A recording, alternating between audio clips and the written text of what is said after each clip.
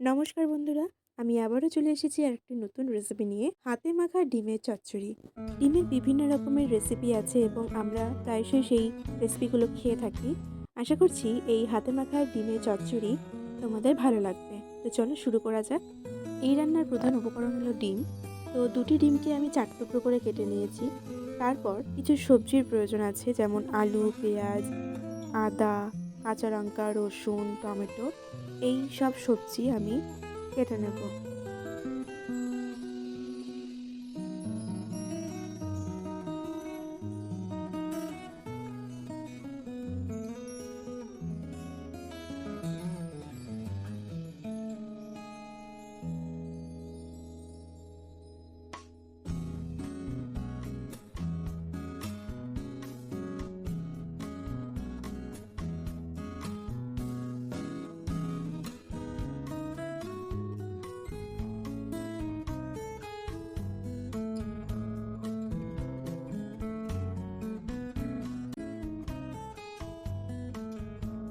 সব সবজি কেটে নিয়ে ধুয়ে নিয়েছি এবং আদা এবং কাঁচা লঙ্কাও বেটে নিয়েছি। এবার একে একে প্রয়োজনীয় কিছু মশলা দিয়ে দেব। 2 চামচ হলুদ গুঁড়ো, 2 চামচ লবণ, 2 চামচ ধনে এবং জিরের গুঁড়ো এবং পরিমাণ মতন লঙ্কা গুঁড়ো। যে যেরকম ঝাল খায় সে সেরকমভাবে দেবে।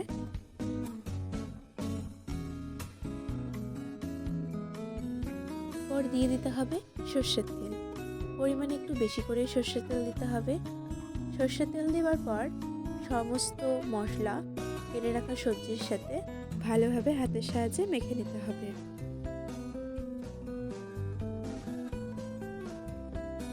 এরপর একটি ফ্রাই প্যান গরম করে তাতে সর্ষের তেল দিয়ে দিতে হবে। দিয়ে হলুদ লবণ দিয়ে মেখে রাখা এবং কেটে রাখা ডিমগুলো ফ্রাই করে নিতে হবে।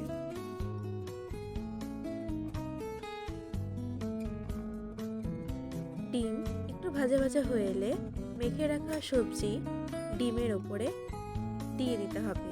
দিয়ে একটু নাড়াচাড়া করে ওপরে একটি ঢাকনা দিয়ে কিছুক্ষণের জন্য ঢাকনা চাপা দিয়ে 10 মিনিট রান্নাটা করতে দিতে হবে। 10 মিনিট পর ঢাকনাটি খুলে আলুগুলো একটু নাড়াচাড়া করে নিতে হবে এবং ডিমগুলো উল্টে দিতে হবে। নাহলে একদিকেই দিয়ে রাখলে ডিমগুলো পুড়ে যাওয়ার সম্ভাবনা থাকবে।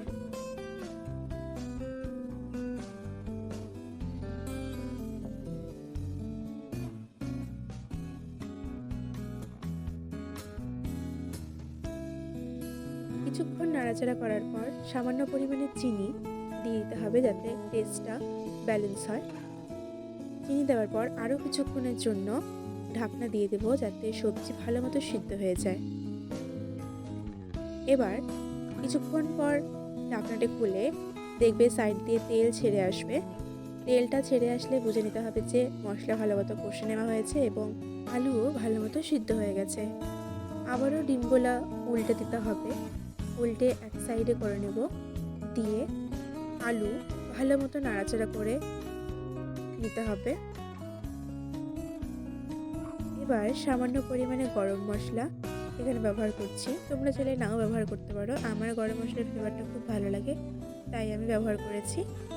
গরম মশলা দেওয়ার পর কিছুক্ষণ নাড়াচাড়া করে আমার রেডি হয়ে যাবে এই হাতে মাখা ডিম চচ্চড়ি।